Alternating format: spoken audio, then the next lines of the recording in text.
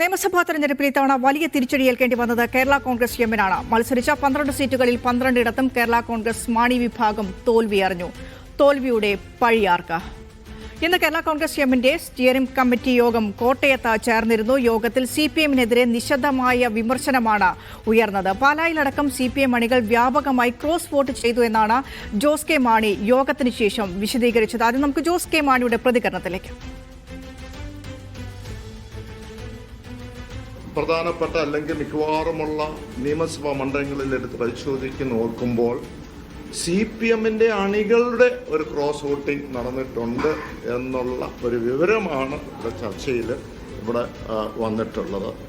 മറ്റൊരു കാര്യം ഉള്ളത് അപ്പോൾ ഒരു ജനകീയ മുഖത്തിൻ്റെ കാര്യമുണ്ട്, അതുപോലെ CPM-ന്റെ ക്രോസ് വോട്ടിങ്ങിൻ്റെ കാര്യത്തിലുണ്ട്, വികസനം താളത്തട്ടിൽ തന്നെ ചെന്നെത്തിയിട്ടുണ്ടോ എന്നുള്ളത് കാര്യത്തിലുണ്ട്, ന്യൂനപക്ഷങ്ങളുടെ കുറച്ച് അകന്നുപോയി അവരുടെ എന്താണ് ആ ഒരു യോജിപ്പ് മറുവശത്ത് ലഭിച്ചു എന്നുള്ളതാണ്.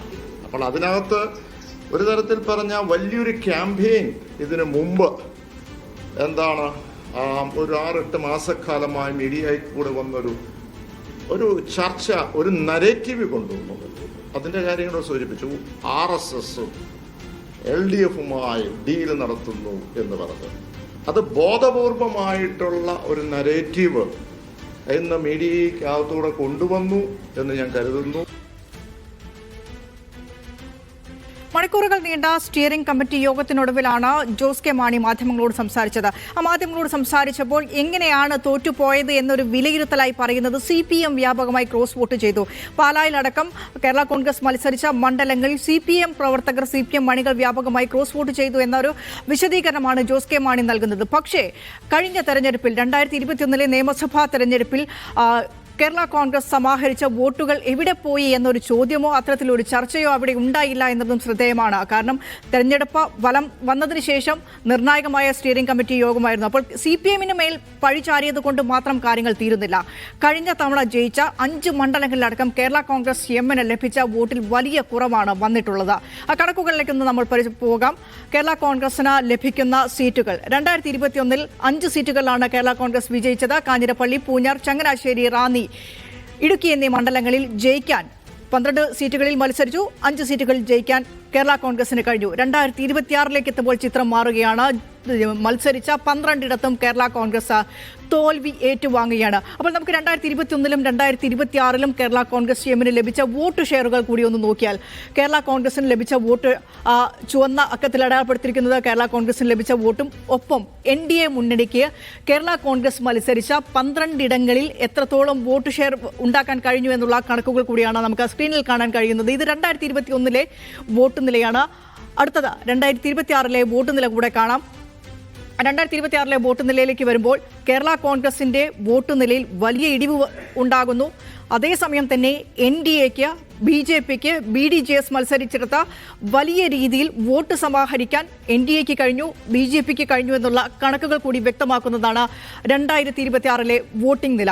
ആ വോട്ടിംഗ് നിലയിൽ ഒരു ഡിഫറൻസ്, ആ ഡിഫറൻസിന്റെ കണക്കുകൾ കൂടി പരിശോധിച്ചാൽ മാത്രമേ നമുക്ക് ആ ചിത്രം ഒന്ന് കൃത്യമായി തന്നെ വ്യക്തമാക്കുകയുള്ളൂ. അപ്പോൾ ആ വോട്ടിംഗ്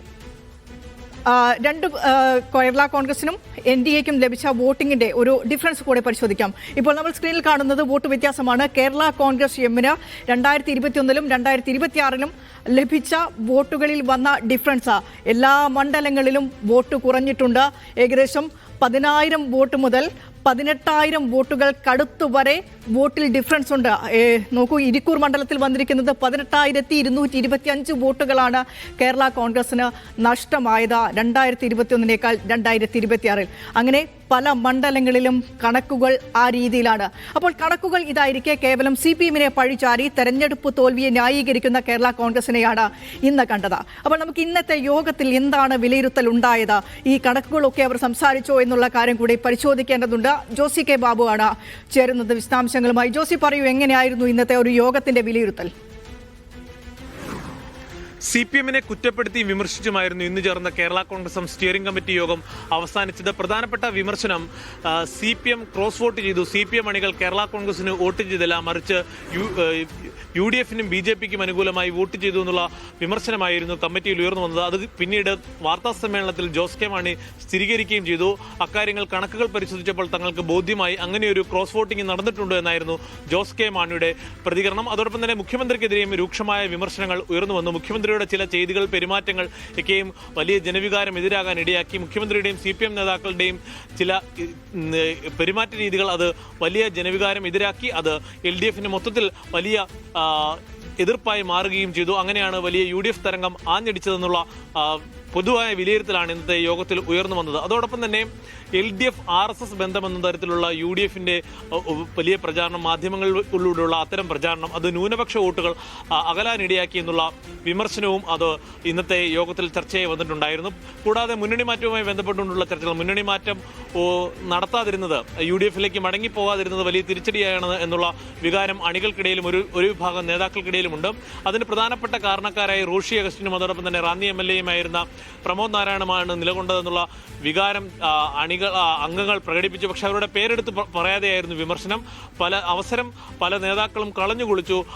അത്തരത്തിൽ വലിയ തകർച്ചയിലേക്ക് തള്ളിയിട്ടതിൽ ചില നേതാക്കൾക്ക് പങ്കുണ്ടോ എന്നുള്ള വിമർശനമാണ് ഉയർന്നു വന്നത്. എന്തായാലും ഇപ്പോഴുണ്ടായിരിക്കുന്ന വലിയ തിരിച്ചടി, 12 സീറ്റിൽ മത്സരിച്ച 12 സീറ്റും തോറ്റുപോയ സാഹചര്യത്തിൽ ഇനി വലിയ തിരിച്ചുവരവ് നടത്തേണ്ടതുണ്ട്. അതിന് താഴെത്തട്ടിൽ വലിയ പ്രവർത്തനം നടത്തണം. ജനങ്ങളെ മനസ്സിലാക്കിക്കൊണ്ടുള്ള പ്രവർത്തനങ്ങൾ, താഴെത്തട്ടിൽ ഇറങ്ങി ചെന്നുള്ള പ്രവർത്തനം നടത്തണമെന്നുള്ള പൊതുവായ ആവശ്യമാണ് അംഗങ്ങൾ ഉയർത്തിക്കൊണ്ടുവന്നത്. എന്തായാലും മുന്നണി മാറ്റം ഉടനില്ല. എന്തായാലും മുന്നണി മാറ്റ ചർച്ചകളെ പൂർണ്ണമായും തള്ളിക്കളഞ്ഞുകൊണ്ടാണ് ജോസ് കെ മാണി വാർത്താ സമ്മേളനം അവസാനിപ്പിച്ചത്. LDF-ൽ ഉറച്ചു നിൽക്കുമെന്നും ജോസ് കെ മാണി വാർത്താ സമ്മേളനത്തിൽ വ്യക്തമാക്കുകയും ചെയ്തു.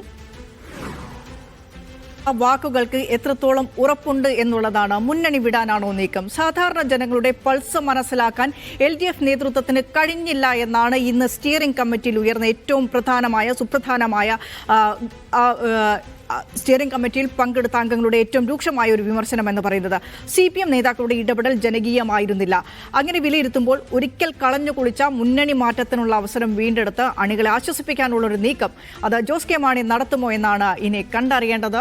വരും നാളുകളിൽ ചർച്ചകളിലേക്ക് ജോസ് കെ മാണിയും കേരള കോൺഗ്രസ് എമ്മും കടക്കും എന്ന കാര്യത്തിൽ യാതൊരുവിധ തർക്കവുമില്ല. കാരണം ഇന്നത്തെ സ്റ്റിയറിംഗ് കമ്മിറ്റി യോഗത്തിൽ തന്നെ അത്തരത്തിലുള്ള രൂക്ഷമായ വിമർശനമാണ് LDF-നെതിരെ, വിശിഷ്യ CPM-നെതിരെ യോഗത്തിൽ പങ്കെടുത്ത ആളുകളെല്ലാം തന്നെ ഉയർത്തിയത്.